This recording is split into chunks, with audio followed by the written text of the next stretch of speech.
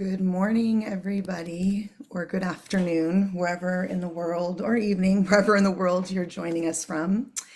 And welcome to our community call. I'm Jennifer Vega, and I will be your moderator for today. And then we are also joined by Britt Dominics, who is going to support as well. Before she just waved, before John comes on and works with y'all, I'm just going to go over some logistics for the call just to set us up with some structure. These calls are being recorded and they will be put on YouTube within 72 hours after the call. By joining the call, you are agreeing to be filmed. If you come on and work with John, you will need to be on camera. And with that, you are agreeing to be filmed and also have your voice, your likeness, and your question recorded and made public on YouTube. And we may also post some clips on our social media.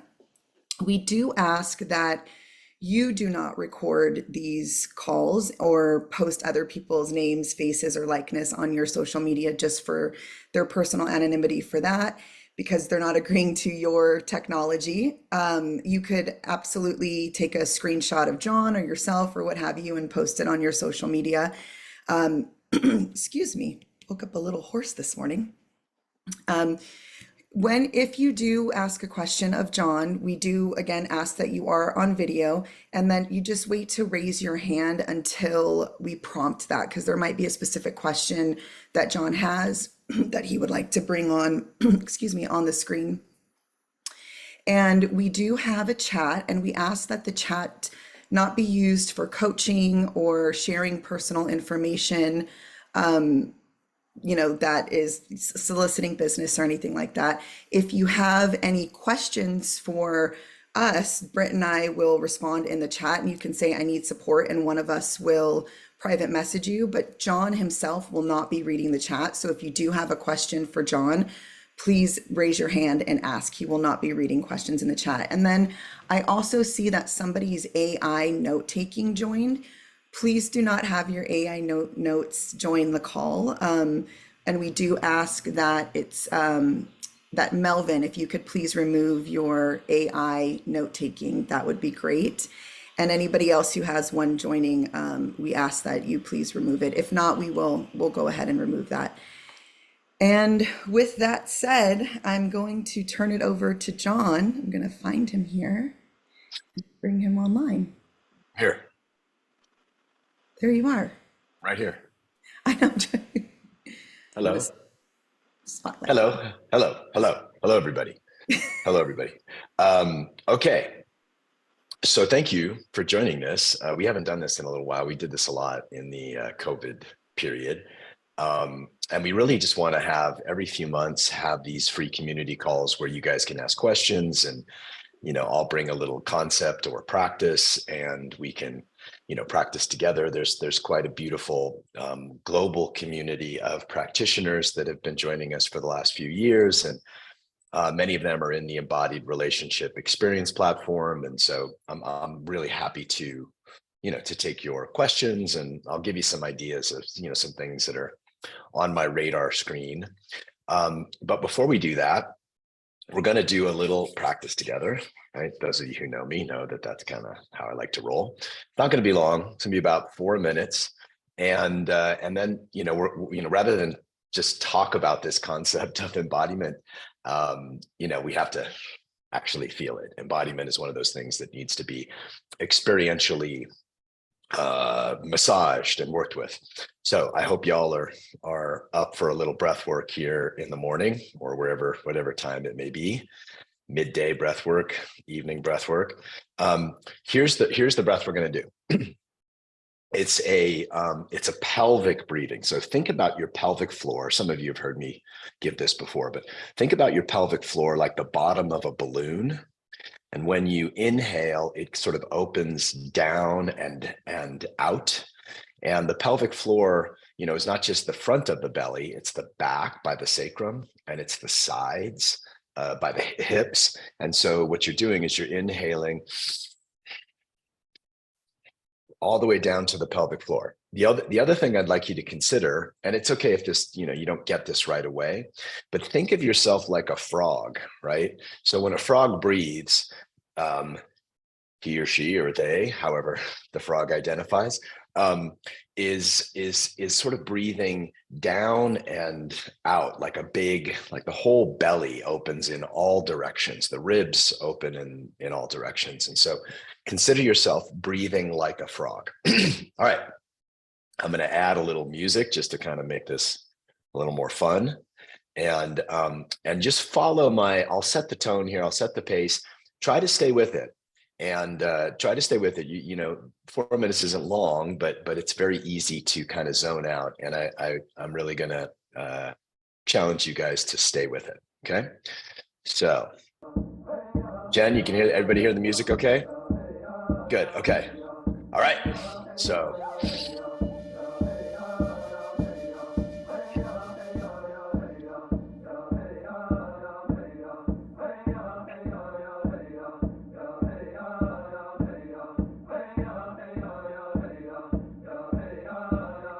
All right, keep going.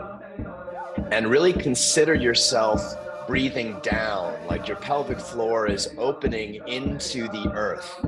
Your pelvic floor is opening down and into the earth, almost kissing the earth or touching the earth, however you want to describe it.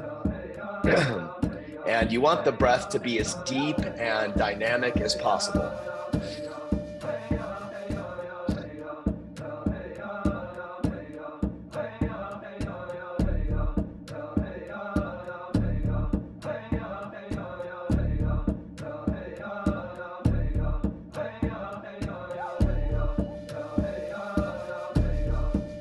Now consider yourself, you're breathing down into your genitals, you're breathing down into your womb, you're breathing down into your perineum, into the base of your body, and you're pulling your awareness from the mind, where it normally lives, down into below the navel, where all our power lies. So continue with that, really focusing on that lower navel area, and bringing lots of blood, lots of chi, lots of energy to that.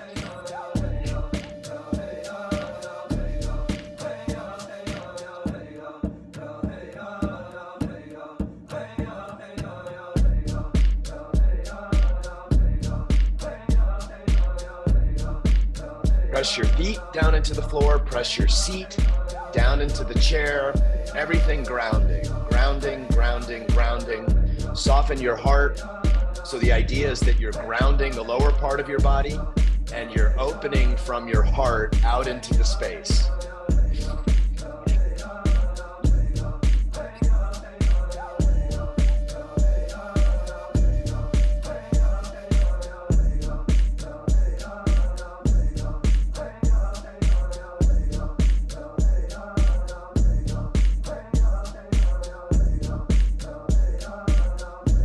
Begin to feel all the other practitioners from all around the world breathing with you, deepening with you, opening with you, grounding with you. So right now you're having all kinds of interesting brain chemistry changes. Your heart is coming more online. Your body's getting super oxygenated. So just stay with it another 90 seconds.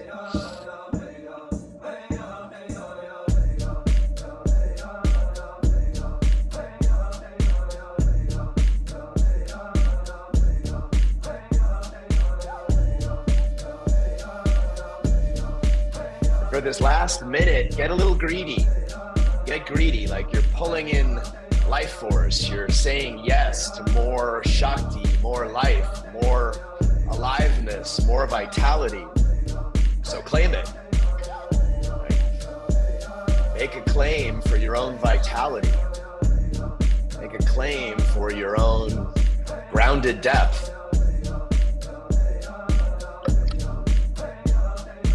Great. Last 45 seconds. Make it big, make it big. Spread the ribs out, spread the pelvic floor out, all the way up. Breathe all the way up to the top of top of the chest, the bottom of the shoulders.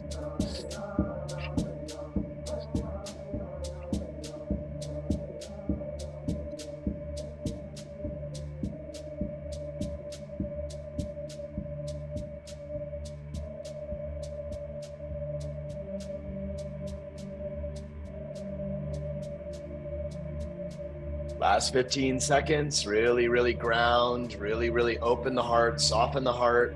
Let the mind be spacious. Let the mind be empty.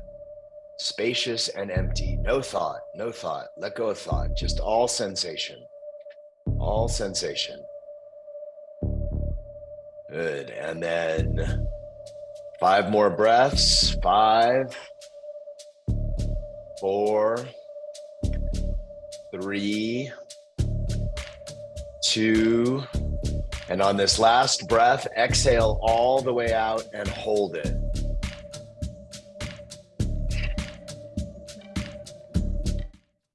And now let everything go still, let everything be empty. Just bring all your awareness to the sensations in your body, all your awareness to that space below your navel, all the way down to your cervix, all the way down to the base of your body.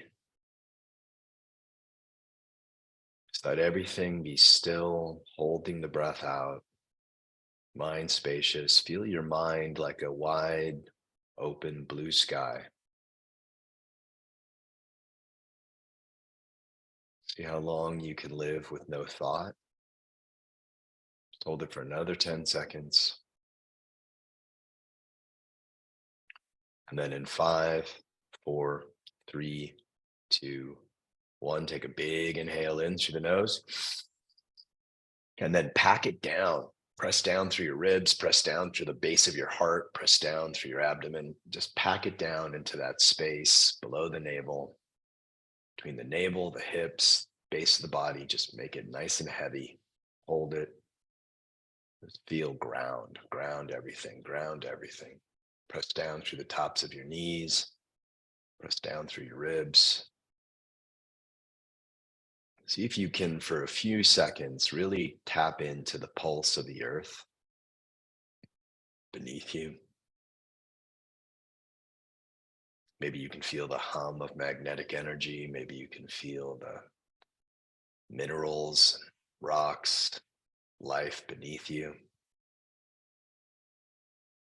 Feel down 100 yards into the earth, 1,000 yards, 10,000 yards, or meters. And then when you exhale in 5 seconds, I want you to open your mouth wide and exhale very slowly, like you're fogging up a mirror. In 3, 2, 1.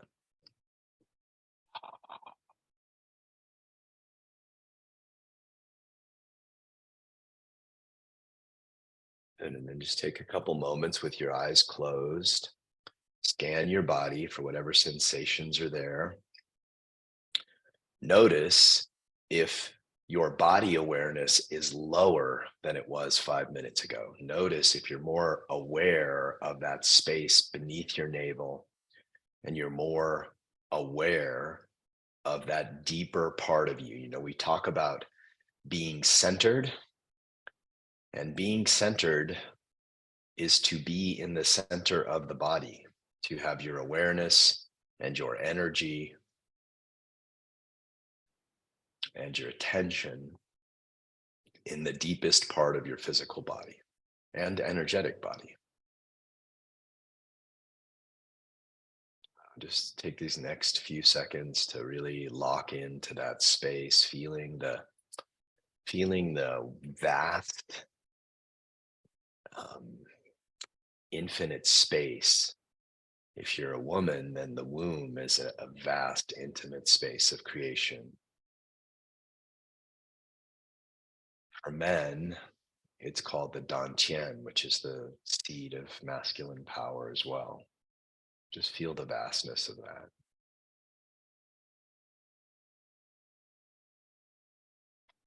And then gently, you can open your eyes, come back to the call, and we'll get rolling.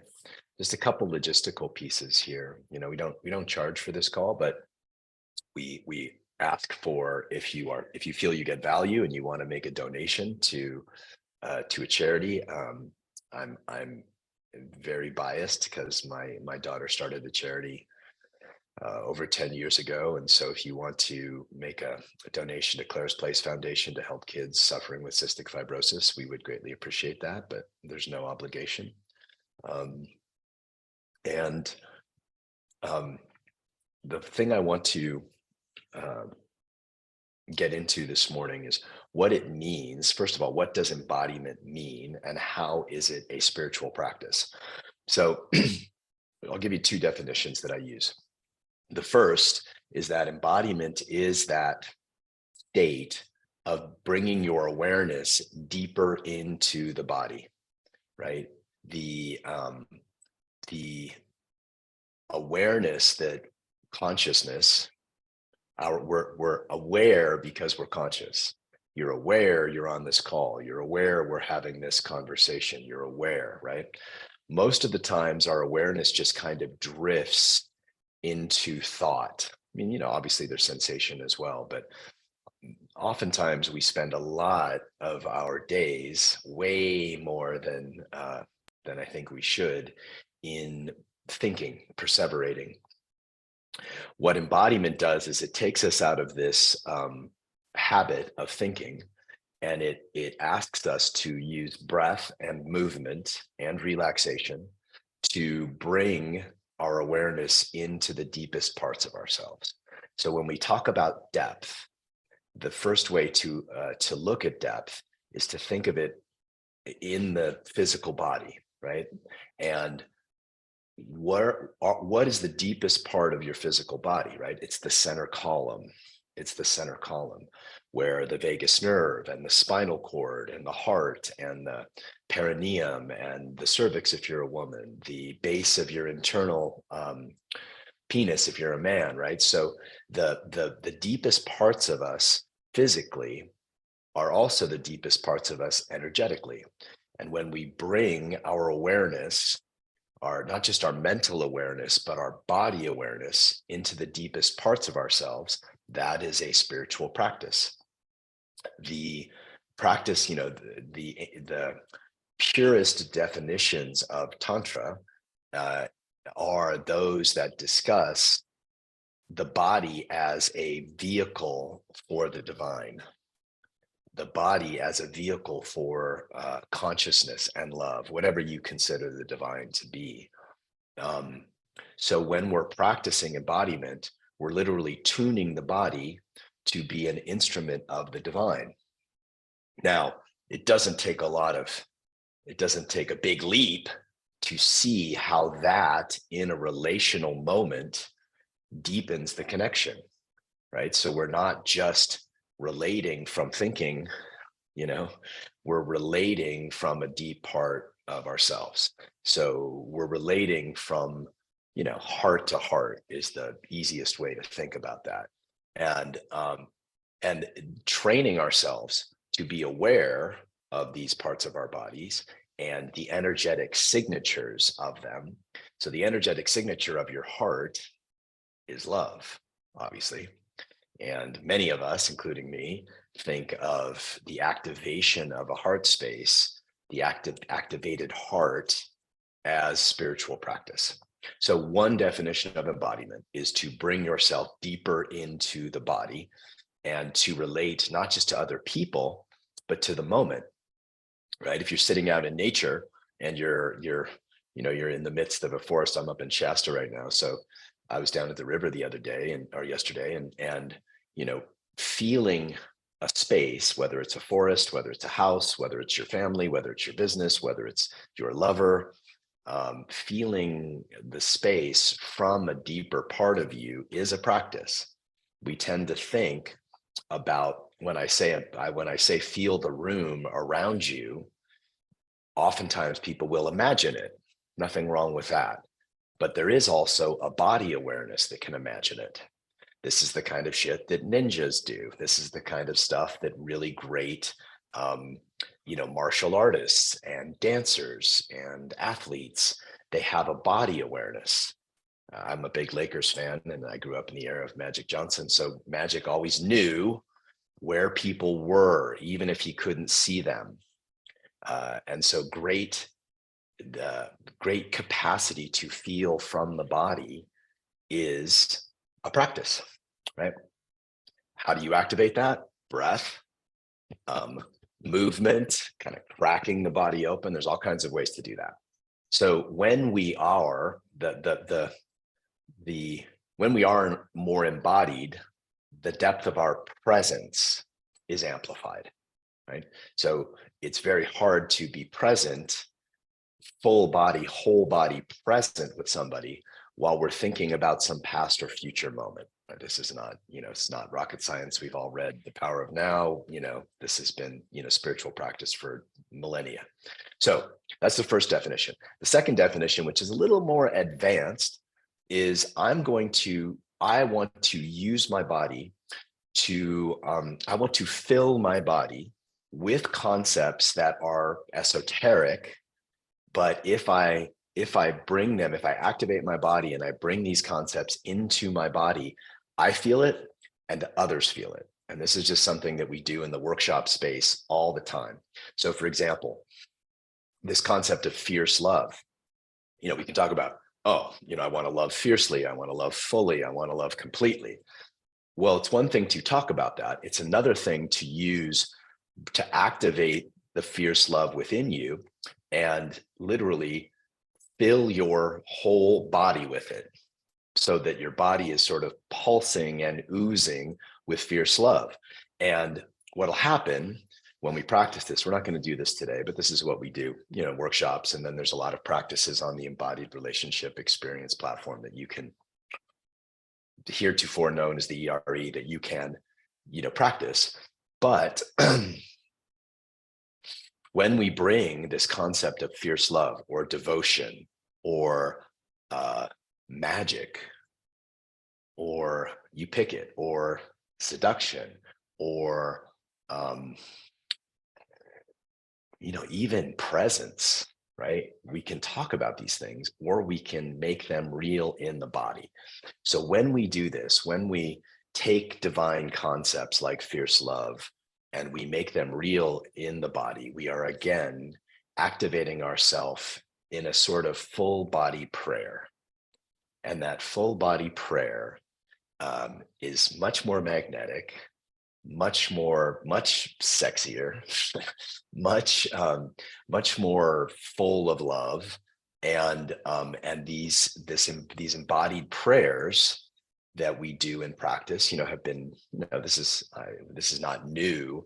The yogis of India and Tibet and the tantrics, the ancient tantrics, shamans from all over the world. I mean, this is embodying these things was really one of the first practices. Shape shifting was one of the first spiritual practices. How do you think ancient peoples knew what plants to eat, what plants to ingest for medicine, what plants to do spiritual ceremony with? They literally became the plants. They literally became the animals. They shape shifted. And for 98% of human history, spiritual practice involved the body and nature. It's only in the last couple thousand years that we've, in my opinion, kind of fucked that up. So the spiritual practice that embodiment offers is really a return to the animate world through the body and feeling this fucking remarkable pulse of life that is always there. The last thing I'll say about this is a really easy practice to do, is to whatever sensations or emotions you are feeling in this moment, notice that there is a pulse of energy just beneath them. So think about and feel an emotion that's alive in you, whether it's anxiety, whether it's fear, whether it's joy, whether it's love. And as you tap into the sensation or emotion, you'll notice that beneath it is this hum of life, those of us who, are Star Wars fans, will think of the Force, right? That it is this pulse of life that is both empty and full, that is, in a blade of grass, and is also expanding the universe. It's the same pulse of energy, right?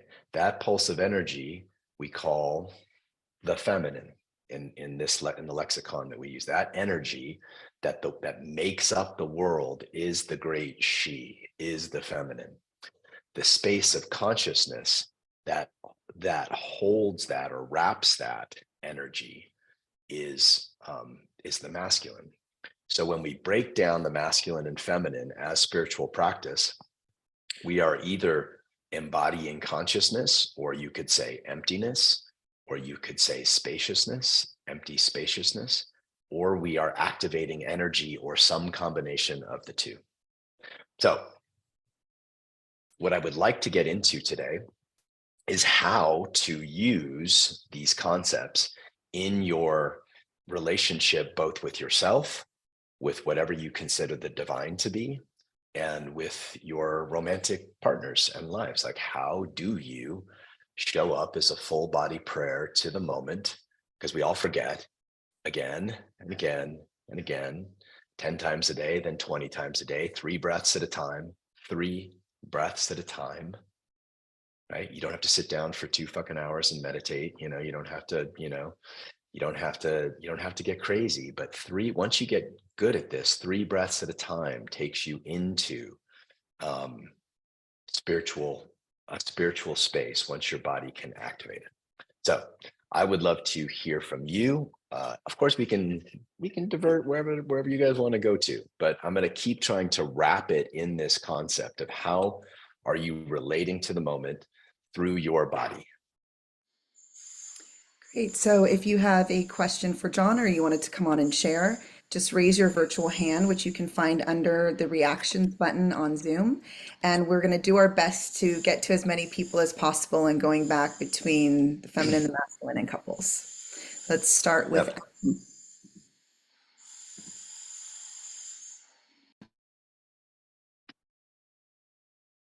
Hello, Adam. You're muted, my friend. Apologize, I did not hear that. Hello, everyone. Hello. How do you interact with the paradox of desiring more capacity while also not attaching to the concepts of being more or being different? I know. I'll leave it there. Yeah, well, that's a good question. So let's break it down into spirituality, like spiritual practice versus yogic capacity, right? So you are the perfect, and all of us here are the perfect expression of perfect manifestation and expression of consciousness and divine love. There's nothing that needs to change. You are, we all are perfect, children of God, children of Goddess. Nothing needs to be fixed, right? Nothing needs to be fixed. Now that spiritual realization can happen in a moment. I just said it, you kind of remembered it, right? And it's like, yeah, I am perfection. I am divine love. I am consciousness. So that kind of spiritual realization can happen in the moment. Those practitioners who know that all the time are basically realized, those are the Krishnavardis and the, Ramana Maharshis and the, all of the modern Buddhas that we've had. So people that know that they are the perfect expression of divine love all the time, are enlightened. We tend to call them enlightened, but that realization can happen like this. Okay. Yogic capacity, which is kind of what, the breath work, the activation of the body, the activation of the heart, the activation of our genitals, of our sex, of our, spinal energy, of our kundalini, of our shakti. those and meditation, which I would also consider a yogic practice, those are capacities like learning to play the piano. So just because this is something, an example my teacher used all the time, but just so let's say you're starting to play the piano, you're starting to learn to play the piano, and you're not great at it. You maybe do some scales and you're not great at it. Doesn't make you any less perfect as a human being just because you are playing scales, right? So the breath work we just did is a kind of scale, right? Grounding practices, all the stuff we've done in EMLT, Adams, in our long-term men's programs, all the stuff we've done in EMLT, those are all practices and scales that deepen our capacity as artists.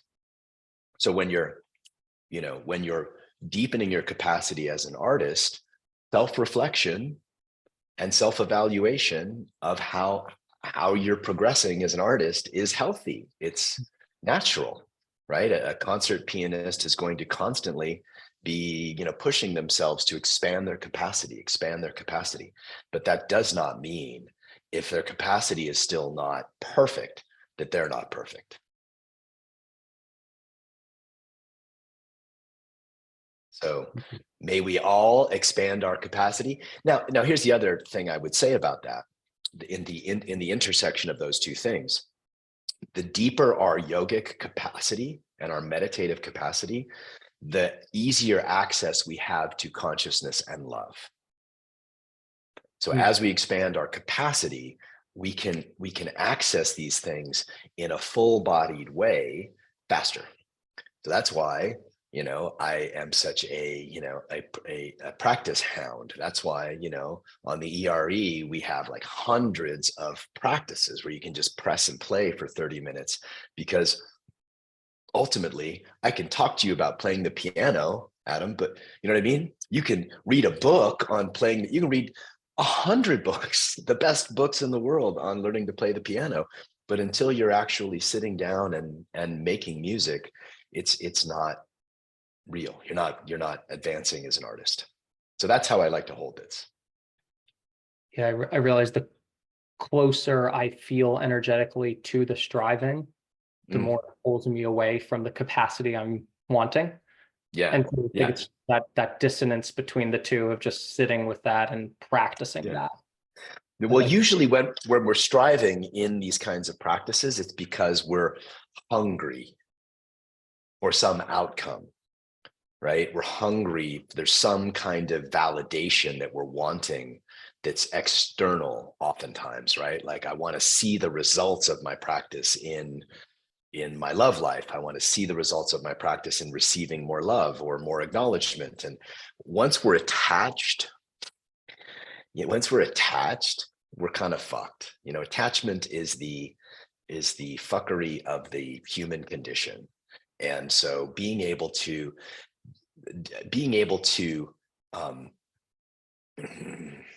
striving isn't the right word, to improve as a human in our capacity for presence and aliveness is not the same thing as being attached to some outcome. So I would just say that when you get attached to your practice taking you somewhere other than more alive and more connected, even that is an attachment, but when you get attached to that, you're setting yourself up for suffering and disappointment. Yeah. Thank you. Thank you. Thank you, Adam. Maureen, good to see you. Thank you. Good to hear you. Hi, John.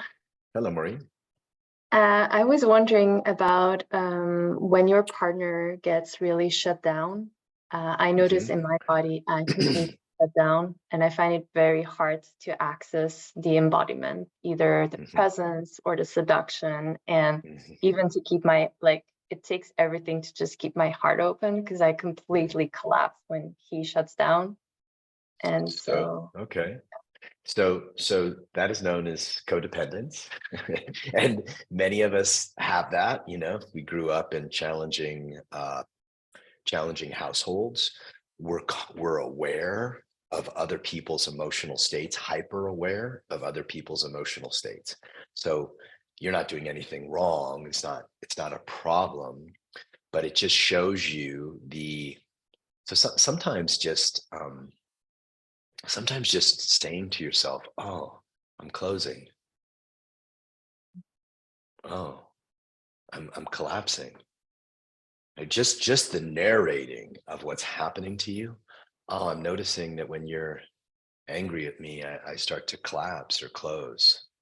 So you're just witnessing it and softening. One of the greatest books to read on this subject is David Deda's Blue Truth. And the basic concept of that book is open as. So if you're failing, open while you're failing. If you're scared, open as that fear.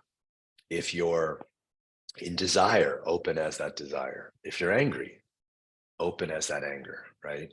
And so just sometimes when we say open, we can say open as a concept, right? But what does that actually look like in the body? So that might look like your shoulders dropping back. That might look like letting your heart relax a little wider on the exhale. That might look like, softening your belly, So when we think about opening, I always like to think about, let's say you're angry or scared, right? When your partner shuts down, fear is often a reasonable response. And so to open as the fear just means to relax the body, sort of let the body soften. And how do you do that? Because I know it's hard. You do that by starting with your own breath. You do that by literally willing your body to relax. And this is the hardest work. I mean, that moment in relationship where somebody is triggering us into where we're two basically childhood wounds, just, pushing each other's buttons. That moment is the most difficult spiritual moment that I think most humans face. And that practice is filled with failure and recommitment. Failure and recommitment. Sometimes I'll just kind of pound on my body and just be like, just give me a second. Or oftentimes, when I've been in difficult conversations with my partner, and I can feel that activation happening because they're angry or whatever it is, I'll say, hey, can you just give me a second? Let me just sort of come back let me just breathe it in for a second. And I'll take some breaths and I'll feel these parts, right? So for women, the 3 points to consider are the cervix, the heart, the throat. So if you just can relax those, like just try it right now, just like soften the cervix. For a man, it's the base of the penis. So the penis goes into the body, and right by the prostate is the base. And that's the same thing. So you soften that, and then you soften the heart, and then you soften the throat. And you practice that again and again. And then you can move up. You can then soften the middle of the mind. And it's just all the way up the center column. You just soften, soften, soften. And you practice that again and again and again and again. Hundreds of times, thousands of times, millions of times in your life for the rest of your life. You practice that and you get a little bit better and a little bit better, a little bit better. And then what will tend to happen is that you will be able to access a deeper truth. Why? Because you've softened a deeper part of your body. I mean, this is the secret sauce that I would love. If all you guys get from this call is this, you access deeper truths, both emotional truths, sexual truths, spiritual truths, when you soften the inside, the central column of your body. And it takes some time, but it's not as hard as we think. It just takes a little time. I love that. I have a small follow-up question. He's not familiar with this work, so I've tried also doing third stage to kind of get him out of his shutdown. Mhm. And that's been quite difficult because he doesn't Yeah. get it. Well, so here's the concept of third stage, right? So third stage is basically making art out of the moment, like loving them, even though they don't want to be loved in that moment. And there's this balance that needs to happen. And I am so guilty of this because this is my life, right? This is what I value. But when somebody does not want to come out of a first stage moment, meaning a self-centered moment, into a moment of sacred openness, and we try to make them, it's a subtle form of abuse. So how do we work with that? But at the same time, finding this way to spending a minute or two just loving them as they are. So if you need him to be different, my love, you are not in a third stage moment. And again, we're all guilty of this. I'm guilty of this too. But when we want our partners to be different in the moment, now it's different in a long-term relationship, behavior patterns that we need them to change or things like that. But in a moment when they're in trauma or their childhood wound is activated and we need them to change it right away, we're not in the third stage. Yeah, I love that you mentioned it, because I'm gonna keep it as an awareness. I think he has like more like this type where he describes it as ravens. So he gets stuck into his head and he has like ravens. And so I try to lighten the mood and I try to bring third stage, but sometimes he kind of has like a real push. So you try it for a while. You give your best shot, like more than 30 seconds, less than 5 minutes. Yeah. You try it for a while, a few minutes, right? And a good way to work with somebody. So when somebody is in an activated childhood, Terry Real would call it your adaptive child, right? Your adaptive child. When you're threatened in relationship, your young one goes into fight, flight, or freeze most of the time, right? Fawn sometimes as well. But when that's happening, it's kind of a trauma state that they're in. So how do you work with somebody in a trauma state? You try to bring them back into their body in the present moment. So if being light doesn't help him, maybe deepening helps him. Maybe putting your hands on his thighs and going, we're on the same team, my love, same team. I'm with you. I'm with you. So you might try some different things, and see and watch. Because if you put your hands on his thighs and you say, same team, my love, I'm here, I'm here with you. I love you. I hear you. I see you. I can feel that you're upset, whatever it is, right? Whatever words of soothing that you're bringing through your own practice, you're taking them out of the trauma state into a present moment state where they're safe. It's a very generous act, but it starts with you being in your own body, you softening the cervix, the heart, the throat, right? You softening that part. Then, that takes 2 or 3 seconds once you get good at it. Then bringing that practice to their body. I mean, that is the quintessential act of embodied love, right? Your partner's in a shit state.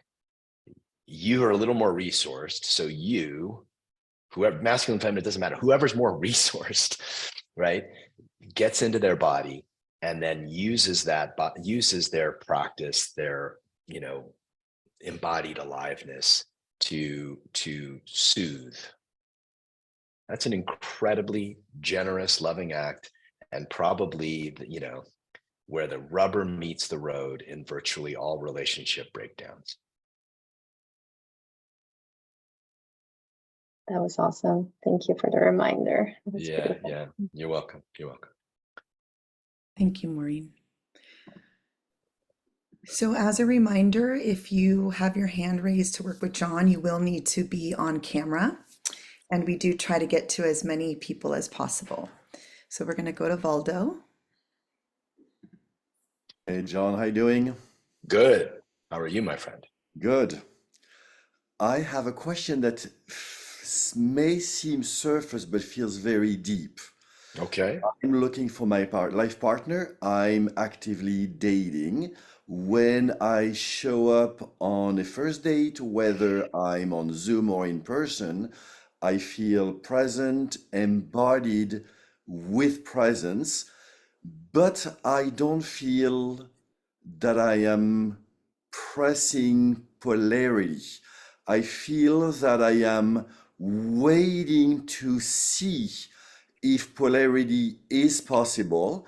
And Uh-huh. sometimes it takes a few seconds and then I'm fully in my masculine. And sometimes it takes several days before I go to that territory. Yeah. But I don't show up embodied present and in polarity. Okay. Well, look, think of polarity. So people tend to use this polarity as a dogma, right? As a Mhm. strategy to Yeah, get something, right? yeah. So oftentimes men will want to create polarity in order to receive the energy of open-heartedness and sexual energy and all that stuff. Let go of that. Let go of it. Like don't show up with any agenda other than to love the present moment. And polarity is a tool that can be used when the opening occurs. So the way this works, the mechanism of this, and this is just as true for women on dates as well, or however one identifies, is being in the body, in the present moment, makes us and alive, makes us sensitive to the moment. That is the first practice, to be in, just like we started with, to be in your body, to be present, to have your heart open, and a yes to whatever the moment is. Moment is like maybe she had a crap day and, she's showing up to a Zoom date and she's like feeling crappy. So that might be the present moment. Trying to introduce polarity in that moment would be a mistake, right? So, but if you feel the present moment, information comes. Information, and again, this is the part of embodiment as spiritual practice. When we are relaxed, open in our bodies, feeling our bodies, mind less cluttered with agenda and whatever, we are more available to receive the wisdom of the moment and the wisdom of the universe.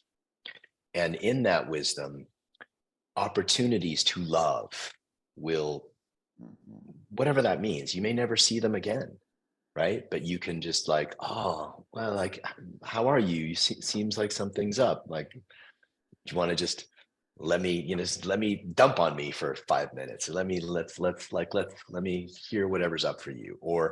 Um, or maybe it's just a very easy conversation about easy things, light and polite, easy breezy, not trying to get into something.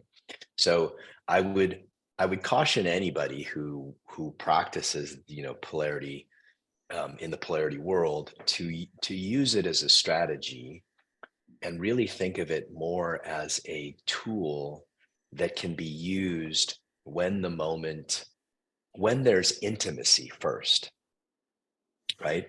So you think about polarity as, so there's two pieces, three pillars to sacred intimacy. Maybe you guys have heard me talk about this. The first is intimacy, like soul to soul, heart to heart, human to human. How's life? How's your life experience right now? Right? That's the first step. So creating intimacy. And then the second step is really being devotional to what love wants in the moment. And that's oftentimes nervous system stuff. So just relaxing yourself, breathing, soft gaze, listening to them intently, being curious, being attentive, praising them. You look great tonight. Wow, you're so much prettier than your picture. Anything that just like is like relaxes their nervous system, opens their nervous system. Then, if all of those things feel good and the moment arises, creating some kind of polarity is a good move. But I would start with the first two, and then and then consider polarizing a moment. But there needs to be intimacy, and there needs to be nervous system relaxation before polarity comes online, if that makes sense. I think that's really important, for everybody to learn, right? To try to polarize your partner when there's no heart connection and their nervous system is lit up, it ain't gonna work, or it's gonna take so much skill on your part and patience and time, maybe. Most people don't know how to do that. So that confirms I'm doing good work. Good. And I felt pulled to raise my hand right now. Is there something you're seeing, feeling, sensing that I am not, that would bring me further in my practice of the first two? No, not particularly. I'm just speaking to the general masculine tendency to want to get somewhere Mhm. versus to be in. It's like saying, you're in a beautiful forest and you're constantly looking for the deeper and more beautiful part of the forest versus to just like be, wow, this is beautiful. This human is beautiful. This human is, lucky. I'm lucky to be able to spend time with them. What's beautiful about them? What's beautiful about that tree, rather than me go look for a bigger, more beautiful tree.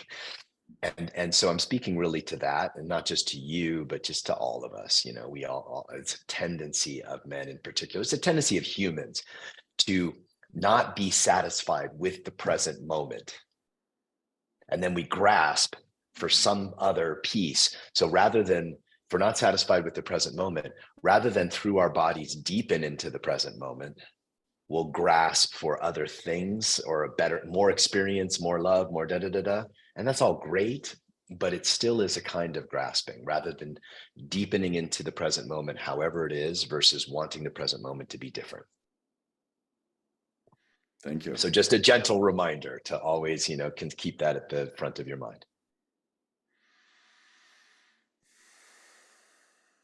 Thank you. Thank you, brother. Mhm. Thank you, Valdo. Liz. Hello. Hi, John. Thank Hi, you. Liz. I want to cry. This is all so helpful. It's like so touching, all of your words. I'm really, really loving it. Thank you. So, and to like what you've already said. So can I just say, with a lot of my relationships, I feel like there's a lot of the man coming in and really wanting to calm my nervous system. Maybe I come off as like chaotic. And they want to like really like flex and like impress me. And so can you help me, because And they think that's calming your nervous system?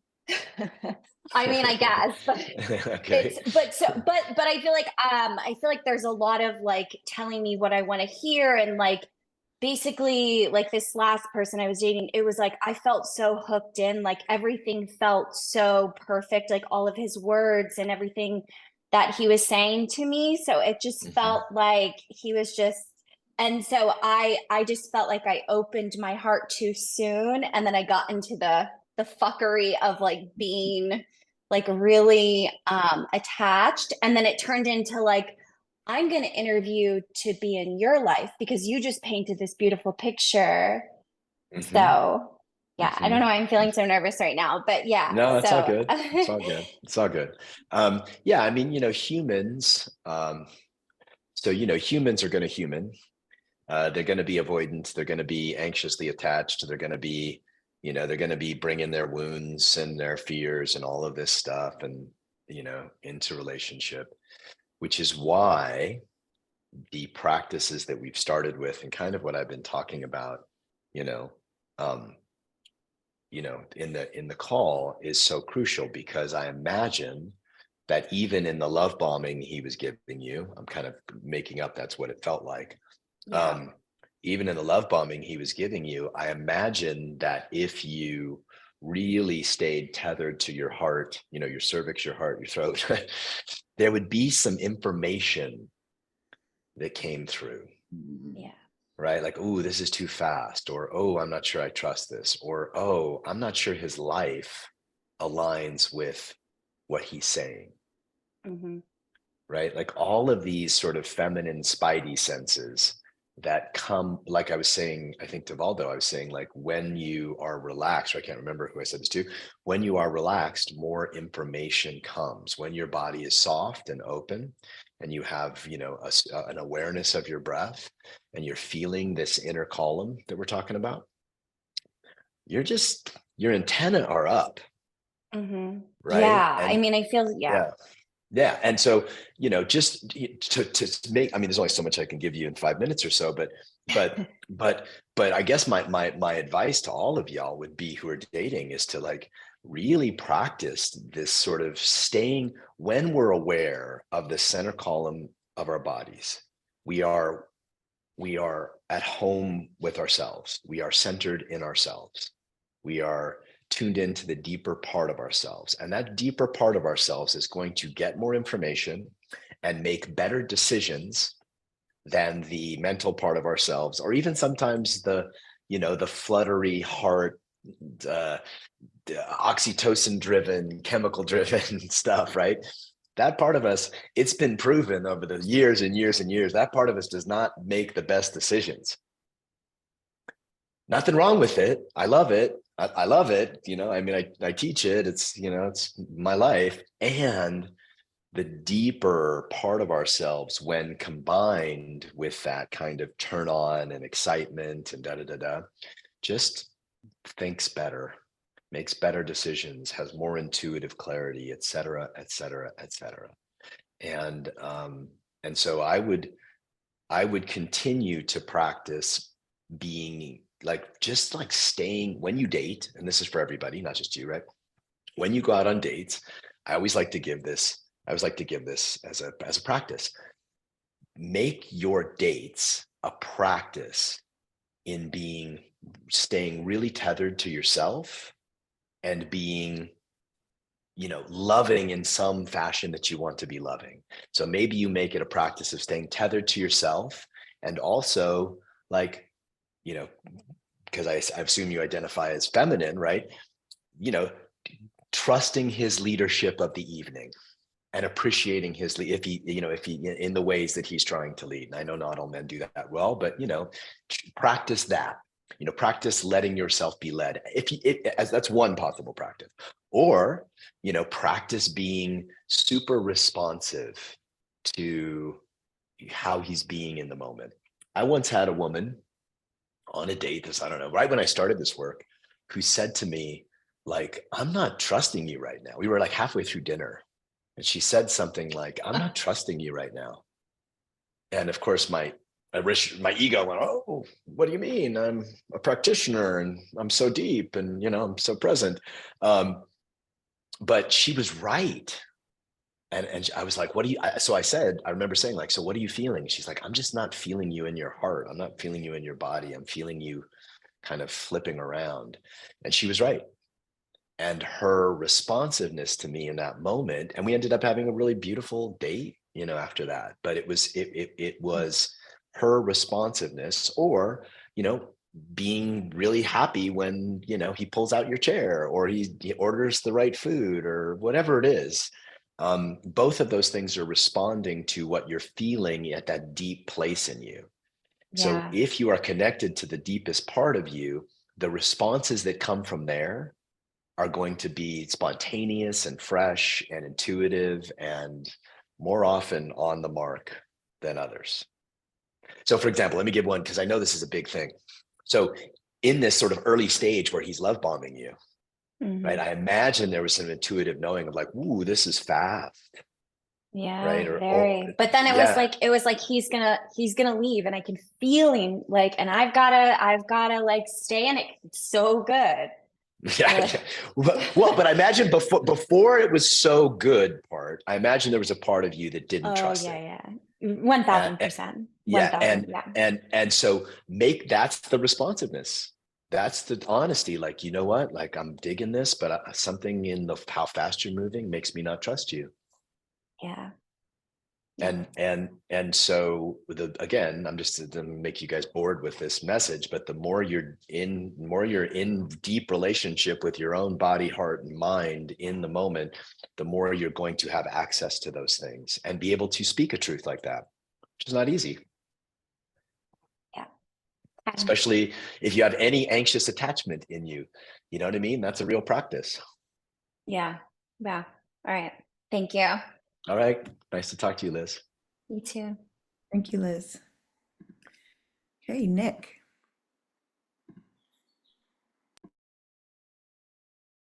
Hey, John. Thanks for taking Hello, my Nick. Yeah. Where are you calling in from? call. From Portugal, Porto. We're coming to Portugal in August.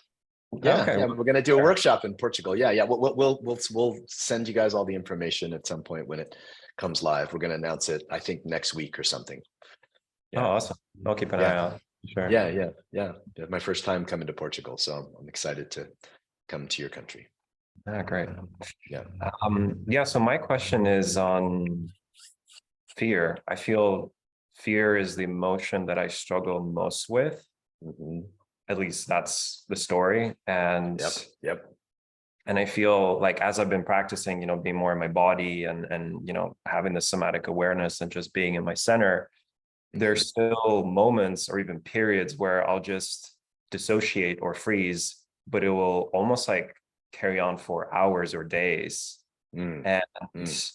And my tantra teacher reflected to me, like we were doing constellations and different practices, and she's like, Nick, you're frozen, like move or breathe, and I don't even notice. I'm just like, well, no, I'm present, like I'm here.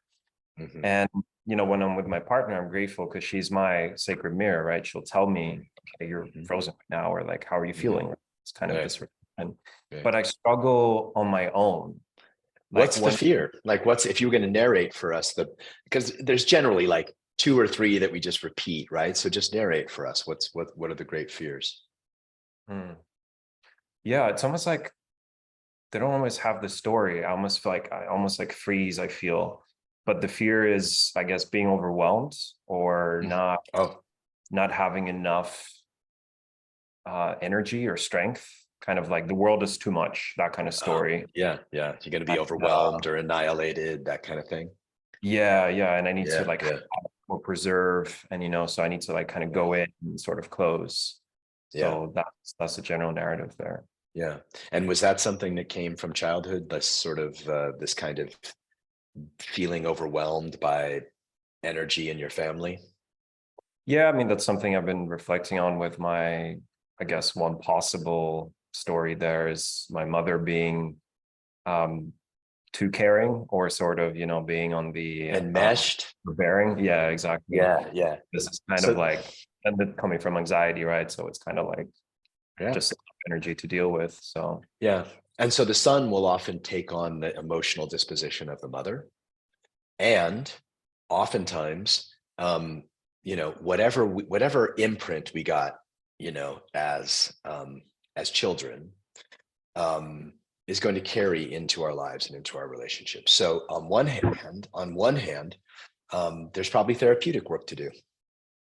Inner child stuff, going back, I'm a big fan of somatic inner child processes. Go back to that little boy, feel him, let him say what he wants to say, hold him close, reparent from that place, because there's different ways to work with fear. So let's just break that down. And again, this is my best shot for you, brother. So, just take what you like and leave the rest. But I like to think of it in a few different ways. So if we think of the therapeutic approach to fear, we're talking about going back to the place where the fear was born. It's too much. She's too much. She wants too much from me. She's never happy with whatever it was, right? She wants too much from me. She says never enough. I can never make her happy, right? And so going back to that moment, therapeutically, is one really beautiful approach to kind of untie the knots that are lodged in your body. Okay, so that's the first thing. The second thing is that fear is just any emotion. Emotion is just energy. Energy cannot be destroyed. It can only be transmuted. So fear is just energy. So now, so you're feeling this fear. If you don't think about stuff, right? If you detach from the thinking and you're just like, oh, this is the energy of fear, like I feel it, and you just start moving it, and just, you know, this is what I do. Like I'll pound on my chest, I'll pound on my body, I'll move, I'll do some qigong, I'll you know, sometimes I'll pound on a pillow, sometimes I'll cry. You know what I mean? It's like I'm just moving the energy. I'm honoring the energy. I'm honoring the truth of me in that moment without attaching to story. It's the great practice that, you know, that Eckhart Tolle talked about in his book, where you go into the sensation fully with no thought. How does the fear want to move? How does the fear want to sound? How does the fear want to wail? How does the fear want to express without thought? So that would be the more yogic embodied version of working with fear, because you move that energy, you move the energy, and then all of a sudden the mind will free up and you'll feel better. Maybe you'll have a good cry. Maybe you'll have a good catharsis, but you move that energy. Okay. That's the other way to work with it. The third way is the spirituality way, like, which is to feel beneath the fear into the part of you that is aware that you have fear. So you're aware that there are thoughts of fear and sensations of fear in your body, right? What part of you is aware, is even behind the awareness, right? So you're like, oh, I'm having fear. That's a fearful thought. I'm thinking this, I'm thinking that, I'm aware. Well, consciousness itself is what makes you aware. So when you feel beneath the awareness or behind the awareness into the consciousness itself, it kind of, it dissolves the thoughts of fear a little bit, and it gives a little more space. And so the spiritual approach would be to feel, like I said at the beginning of the call, feel that energy. Because when you have fear, you have sensation, right? It's like, it's, you know, it's intense. There's like butterflies and your heart's kind of, but underneath those butterflies is this pulse of life that gives the emotion energy.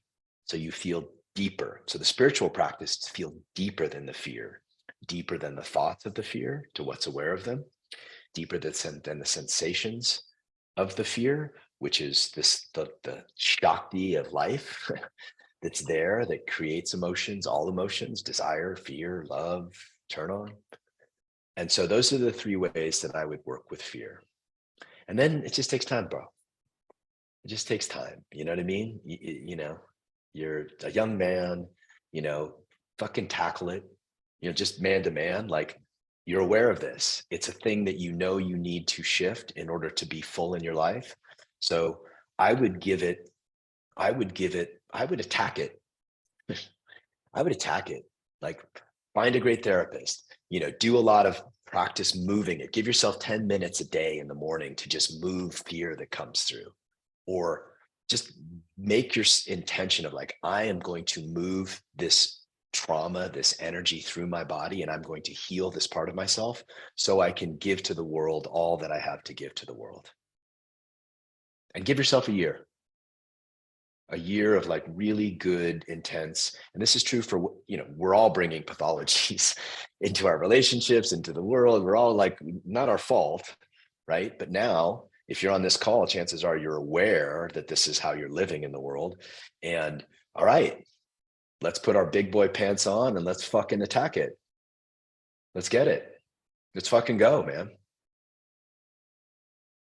Bring it to your men's work. Bring it to your woman.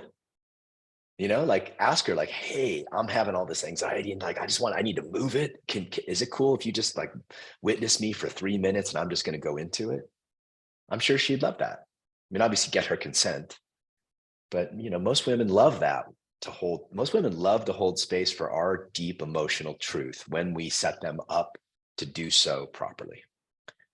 So I hope that gives you enough to jump in with. Yeah, absolutely. Yeah, I feel that in everything I do, fear is the only obstacle. Like, as I go beyond it, everything is available.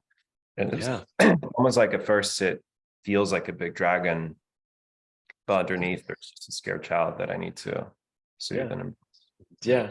And you know, I'm a big fan of shadow work. I mean, I didn't get into it in this one, but like if you're feeling the dragon of fear, I'll give you the quick and dirty, become the dragon for 2 minutes. Get on your hands and knees and be the dragon of fear fully.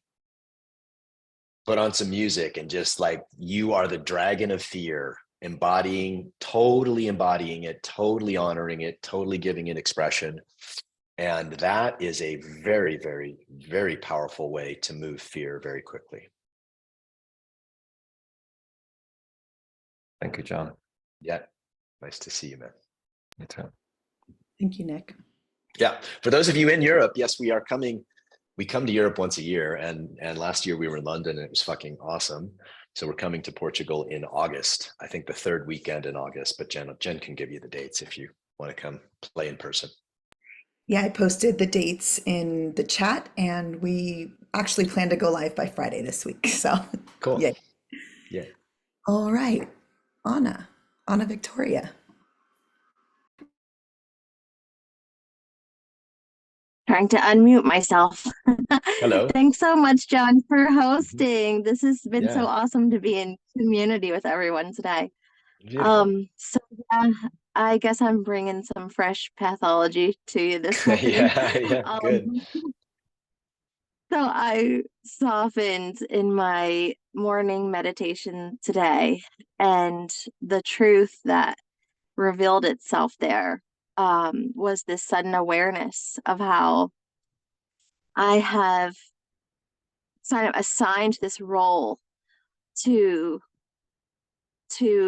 a lot of different relationships in my life. I've assigned this role even to God or the divine or whatever you want to call it, like this role of wanting God to rescue me and rescue me from suffering, I would say, if I had to be more specific. And then it was revealed to me like how I've done this same thing with so many different relationships. I've also assigned that same role to men I've been in relationships with, romantic relationships with, you know, of your role in my life is to rescue me from suffering. And I've done it even, it was revealed to me in relationships with friendships with women, but there's this assigning this role. And then the question that came up was like, okay, so if the role of God is not to rescue me from suffering, if the role of a romantic partner is not to rescue me for suffering, if the role of my friendships is not to rescue me from suffering, like, then what is kind of like the role of all these energies and these relationships in my life? And like, it was more questions than answers that came up. So those are good Kind questions. of, Yeah, those are great questions. So Let me just honor your questions, right? Yeah. Like that is a great question.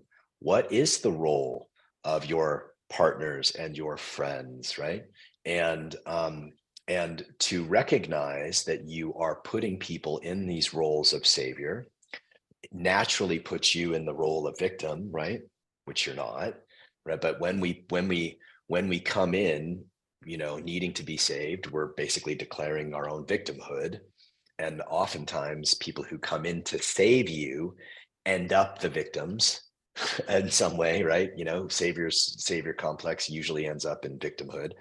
So I think what I want to just give a basic concept about relationship and finding relationship. And again, this is a lifelong practice that we're all gonna like kind of work with. What we need to do, I'm going to use your language here, to save ourselves, to care for ourselves, to be the best version of ourselves before or as we are staying open to relationship. So the big problem I see in so many people who are dating is that they are seeking something to fulfill them versus fulfilling themselves in their practice, in their work, in their life, in their friendships, and their giving into the world, and then just allowing love to appear. Because we are magnetic right? We are magnetic beings. And when we are magnetizing from the place of I need somebody to save me, or I need somebody to fill me, or I need somebody because I'm lonely, right? We are magnetizing from that place versus magnetizing from the place of I am whole, complete, full, day to day. I am open. I am alive. I am love, right? The quintessential, feminine practice is I am love. And when we are operating from that place, we're magnetizing from a much deeper space. And we are going to magnetize different kinds of partnerships. The part that really pierced my heart when you were just talking there was trusting that love can and will appear. Yeah. And that I don't have to make it happen. Well, you so do I have guess, to make it happen for yourself, my love. well, yeah. Like everything that we're talking about today is really kind of like a form of self-love. I didn't call it that, but to be with yourself in your body in the present moment, in this relaxed state of openness, is the purest form of self-love. I feel like I have done a lot of work around trying to show and prove to the feminine within myself that the masculine within myself is going to keep on showing up for her. And I feel like she's just never like satisfied, Nor And will so she now ever be. She will never be. She will never be. The feminine in all of us is unfulfilled in love in the long term. There may be moments or days or maybe even weeks where we're like, oh, I'm getting loved so beautifully, but it does not last. The feminine and my feminine, right? We're always like in all of our feminines, the quintessential pain is not enough love. Yeah. And the masculine, the masculine in all of us, the quintessential pain is not enough freedom. Yeah. So if so we maybe know, I need to stop. Yeah, maybe I should stop like trying to either, like stop thinking that this that my feminine's like hunger or whatever like needs to just be constantly, I don't know, like fixed or changed or no, it needs to be felt. So your Yeah. desire is magnetic. So if you're hungry and lonely, right, in any moment, it's part of the human condition. We all get hungry and lonely, hungry for connection, hungry for sex, hungry for pleasure, hungry for love. If you're hungry and lonely, the spiritual practice is to be the hunger and loneliness fully. I mean, there's I don't know, a 3-hour masterclass or something on the ERE platform. It's a desire masterclass. And this was the teaching. It's like, desire itself is the practice, not the attachment to how it should be fulfilled. Thank you so much. Yes, your desire is beautiful. And your self-loving practice will be to be in the yearning, in the desire. Maybe with other women in practice is really beautiful, because then you guys can witness each other. So women's work is probably really helpful, and with yourself and your own practice. And that is the spiritual work.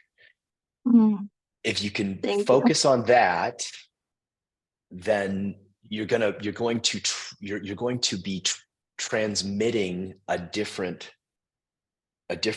to be a different transmission. The transmission is going to be, I am wide open as self-love and desire. You're just going to occur juicier. You're going to occur more open. You're going to occur like you're going to be fulfilling your own desire by owning your own desire. That's the weird little thing. When we own our desire fully, what loosens around it is this kind of grip of the need for it. Interesting. Yeah. So for those of you, this is a good time to plug the ERE. Go in. There's a 7-day trial. You can get on there free for 7 days. You can gorge on content. But I would say for you, go watch the Desire Masterclass and do the practice there. There's a big long practice on desire, and that would be the place I would live for a while, for a few months. Yeah, Is in that I feel practice. that. Yeah. That's my new practice. Good. Thank you so much, Good. Jen. No, thank you, Victoria. Yeah. Okay, Jen, I'm going to let you do a 2-minute, just fill them in on what we have coming up, the teacher training, the Portugal thing, all that. And I'm going to be right back. I'm going to take a quick bathroom break. I suggest anybody else do the same thing. And we have room for one more question. Okay, great. I'm going to spotlight myself so that y'all could see me. Hi. So we have a few things coming up. So we're going to be, as John mentioned, we're going to be in Portugal in August, and the dates for that are August 16th through 18th. We'll be just outside of Lisbon, and we're going to go live with that by Friday of this week. We're going to have singles join us, couples join us in person. And for those of you that are unable to join us in person in Portugal, we're also going to have an online option, but it is for couples only online. And all of the information for this will go live by Friday of this week, so you'll be able to enroll. We also have our embodied relationship experience membership platform, where John is referencing a lot of practices that are there, as well as the Desire Masterclass. And we have a couple of other masterclasses up there as well. The embodied relationship experience platform is a great place to really step into more embodiment practice. We also have a self-assessment that you can take and find which area of the platform is the right place for you to start getting into the practices and also the teachings. And if you're in partnership and looking to repair or looking to get deeper in ecstatic sexual bliss, there's also an area for that as well. And Britt, who's actually on this call, she's our embodied relationship experience concierge, and she is there to support everybody through the journey of the platform, and there to support an email as well. We're also currently in our application and interview process for our next teacher training cohort. We just finished the 2023-2024 cohort in Mount Shasta last week, and why I am hoarse and feeling a little bit tired, and why John is still in Shasta. We had such a beautiful week, beautiful, beautiful closing, such deep practice this last year. And we are currently in the enrollment process for that, and would love to have you guys apply or interview. And if you have any questions, feel free to reach out to Britt or myself at support@johnwineland.com. And Portugal is actually one of the 4 intensives for the teacher training cohort. Yep. Thank you, Jen. Thank you, guys. Okay, so we have time for one more question. Okay.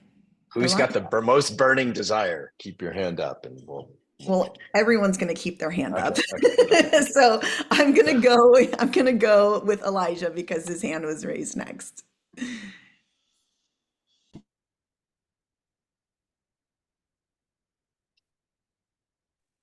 Beautiful Hello, my friend. buttons. Hello. Hello. Firstly, want to start off with a beautiful thank you. I've been following you for about a year, and doing some Right on. inspiring work. Thank you very much, my friend. So my first question is, I'm a month into my feminine cleanse at the moment, and so I've done a lot of studying, and you're probably one of the main teachers that speak about it a lot. Yeah. And the thing I'm still struggling with is noticing feminine energy or feminine beings when I'm out and about or in places, and that was a large reason that my last relationship broke up, was over those in a way leakages of my energy. And I'm wondering, what's the best technique? Because I'm sort of stepping out of that space of shaming myself for it. Yeah. And you're alive, man, and women are beautiful. Yeah. I mean, there's nothing wrong with really enjoying a beautiful being, man or woman, or anyone, right? It's like, I'm up here in Shasta, and I'm a huge fan of lilac. And so when I go by a big lilac bush here that's blooming, I can't help but like look at it and want to smell it and just take it in, right? And so, yes, no shame around that.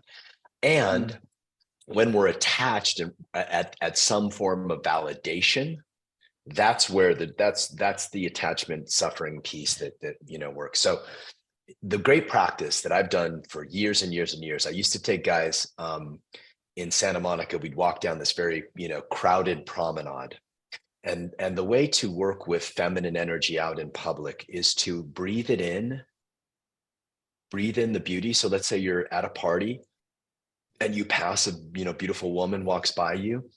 You don't have to make eye contact with her. You don't have to try to flirt with her, but you also don't ignore her.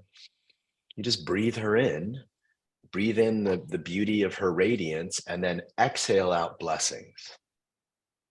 So it becomes this sort of, bless you. I hope you get everything that you want in this world. I hope you find all the love that you deserve. Thank you, goddess. She won't even, she might feel a little something, but it won't feel bad if you do it that way. And she might not even notice, right? And then you just kind of, and then you pass another one 10 minutes later, and you're like, right? And you just breathe it in and then exhale out blessings. And so it's a way for you to receive and be nourished by the feminine, right? In a way that's clean and sending out blessings and, releasing, like walking past a beautiful garden rose bush or walking past a beautiful lilac bush and just breathing it in and then being grateful. So that practice is one, and you'd be amazed at how enlivened you get. Like so I guess it just feels good, like walking down a street with a bunch of really beautiful beings passing you, and you just breathe in that Shakti and then send all blessings, goddess blessings, like thank you. It feels really good in your body versus the, oh my God, she's so beautiful. I should look at her. Should I look at her? I shouldn't look at her. Like, oh fuck, am I being creepy? You know what I mean? Which doesn't feel good. So that's the practice I would give you.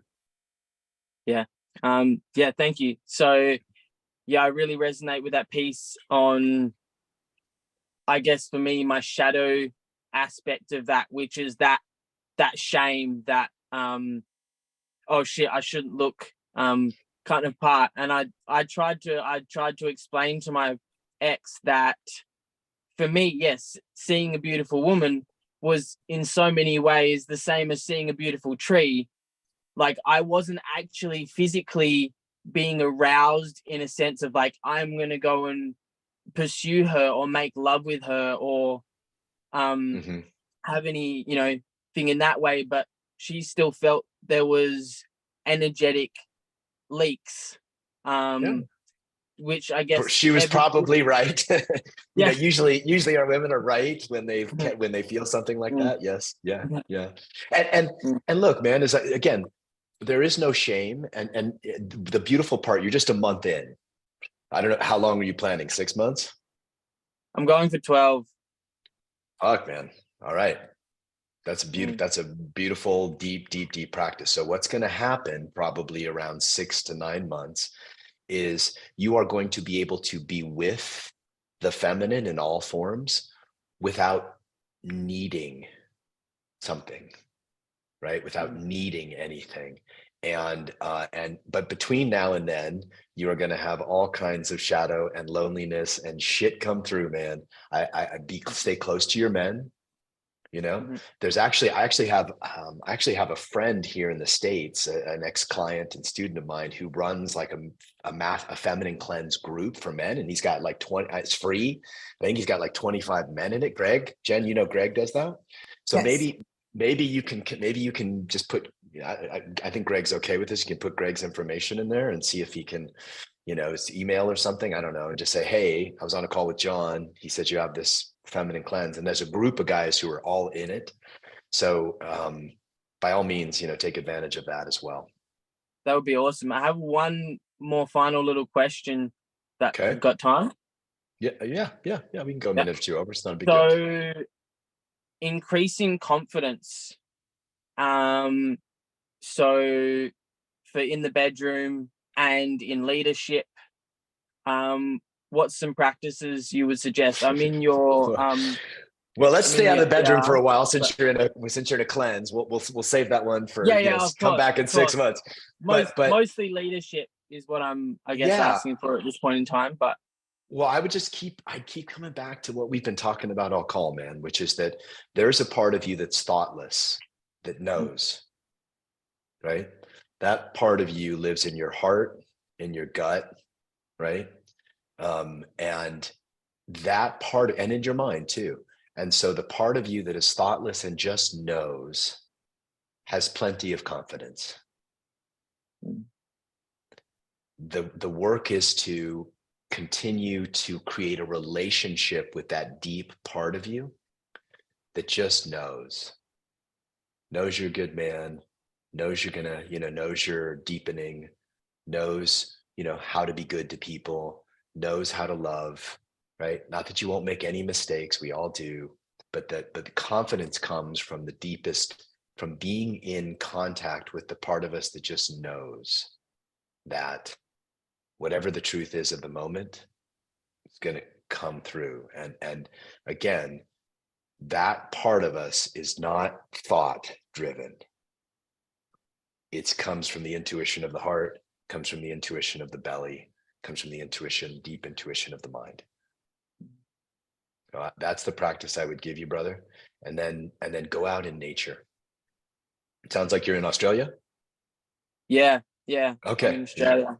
So Plenty of fucking plenty of beautiful nature out there, man. Plenty of beauty. The ocean's fucking beautiful. I mean, just let her, the big her, be your lover. Mm-hmm. Gorge on the ocean, gorge on the forest, gorge on the sunshine, gorge on the surf, gorge, fucking just pig out on the great she. And it will heal what needs to be healed in this time, man. Yeah. Thank you, Sensei. Yeah, thank you. Yeah, thank you, bro. All right, everybody. This is fun. We'll do this again. I will say we're also doing another group call for, I just launched a podcast and trying to get people to rate and review it, play the game with Apple Podcasts and all that kind of shit.